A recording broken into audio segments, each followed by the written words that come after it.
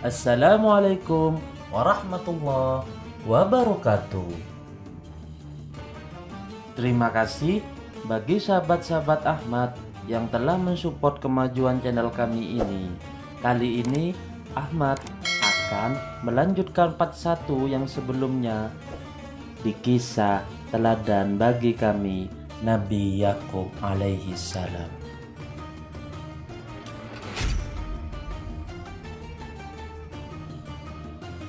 Setelah Nabi Yakub menyetujui syarat dari Laban, akhirnya Laban memberikan budak perempuan kepada anak-anaknya. Laya diberikan budak perempuan bernama Zulfa dan Rahil diberikan budak perempuan bernama Bula. Allah pun memberikan kesembuhan kepada diri Laya dengan diberikannya keturunan yang diantaranya Ruabil, Syam, dan Yahuda. Rahil pun merasa cemburu dikarenakan ia tak dapat memberikan anak. Lalu Rahil pun memberikan budak perempuannya untuk dinikahi oleh Nabi Yakub alaihissalam. Nabi Yakub memiliki 2 putra keturunan darinya. Anak yang pertama bernama Da'an, anak yang kedua bernama Nifatala. Laya pun tak tinggal diam. Ia pun membolehkan hal yang sama seperti adiknya Rahil itu, memberikan budak perempuan yang bernama Zulfa. Dari rahimnya lahirlah 2 orang putra yang diberi nama Jad dan Asi. Tak berselang lama, akhirnya Laya pun hamil, anak keempat dari nikahannya yang kemudian diberi nama Aisyakar. Kemudian di beberapa tahun kemudian lahir lagi anak kelima mereka yang diberi nama Zabiliun. Dan beberapa tahun kemudian Laya melahirkan anak yang keenam Nabi Yakub yang memiliki jenis kelamin perempuan yang diberi nama Dinar. Di lain hal, Rahil, adik dari Laya, selalu memanjatkan doa kepada Allah agar diberinya keturunan dari Nabi Yakub alaihissalam. Dan Allah pun mengijabah doanya dengan memberikan keturunan. Dan Rahil pun memiliki anak yang sangat tampan yang kelak akan menjadi Nabi Allah yang bernama Nabi Yusuf alaihissalam.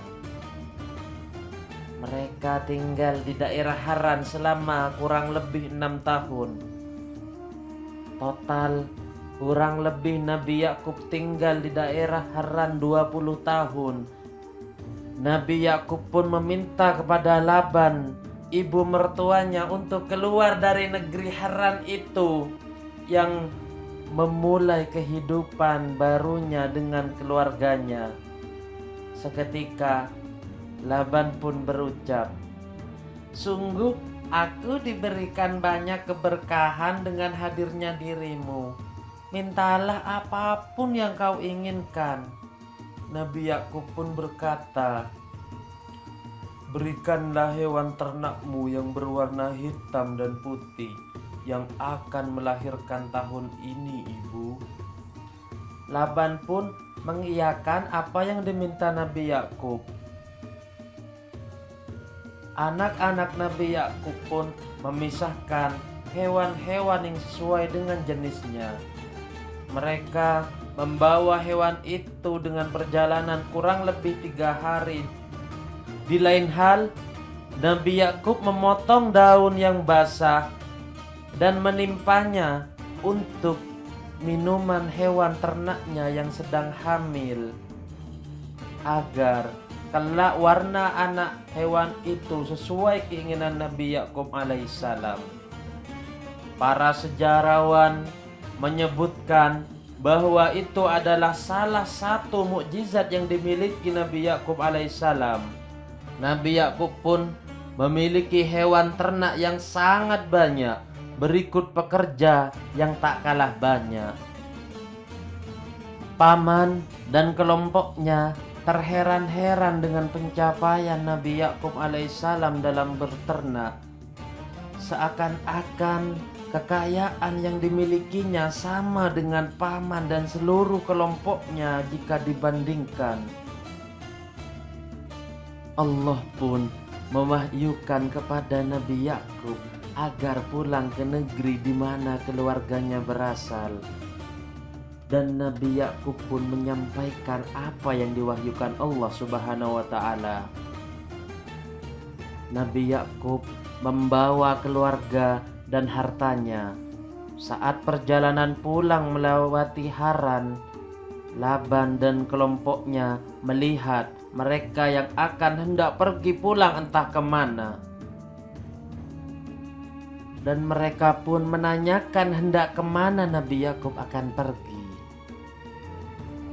Laban, ibu mertuanya, menyinggung Nabi Yakub secara halus karena hendak pergi tanpa sepengetahuannya. Dan Yakub pun menjelaskan apa yang akan hendak ia jalankan, sekaligus hendak pamit izin pulang ke negerinya. Dan sontak Laban pun dengan gembira atas kepergian kedua putrinya dan memasak masakan yang dihidangkan kepada Nabi Yakub alaihi salam.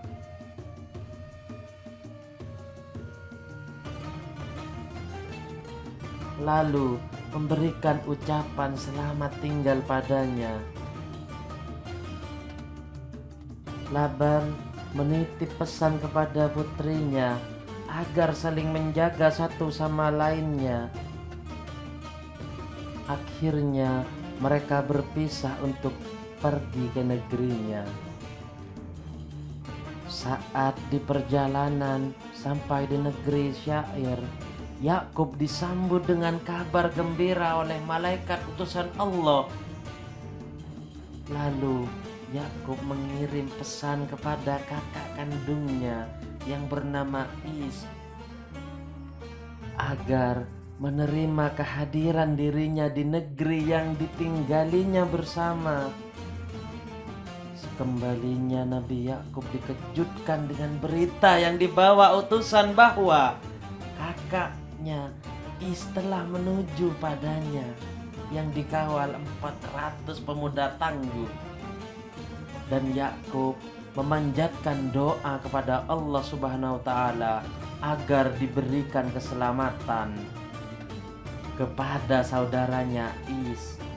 Bahkan Yakub mempersiapkan hadiah untuk saudaranya, yaitu 200 ekor kibas, 20 ekor kambing jantan, 30 ekor unta perahan, 20 ekor sapi jantan, 40 ekor sapi betina, 20 ekor keledai betina, dan 10 ekor keledai jantan. Kemudian ia menyuruh beberapa budaknya untuk menggiring masing-masing kelompok hewan tersebut. Dan Yakub berpesan, jika mereka ditanya oleh kakaknya Is asal usul hewan itu, maka sampaikanlah bahwa itu dari hambamu Yakub dan diperuntukkan untuk tuanku Al-Is. Tak disangka Is dan ratusan pengawalnya berada di hadapan rombongan Yakub. Ia pun berdiri di hadapan keluarganya dan langsung bersujud sebanyak 7 kali. Pada masa itu, sujud adalah bentuk penghormatan, sama halnya sujudnya para malaikat kepada Nabi Adam alaihissalam. Al-Is yang rindu akan sosok adiknya pun menangis dan merangkul sembari memeluk Nabi Yakub yang sujud tersungkur. Melihat banyaknya rombongan Nabi Yakub alaihi salam, Is pun bertanya, "Wahai adikku, siapakah mereka yang bersamamu ini? Dan bagaimana kau bisa bersamanya?" Nabi Yakub pun menjawab bahwa mereka adalah anugerah Allah yang diberikan pada hambamu ini. Jawab Yakub dengan penuh rasa hormat. Keluarga Nabi Yakub pun bersujud bersama sebagai penghormatan kepada Al-Is.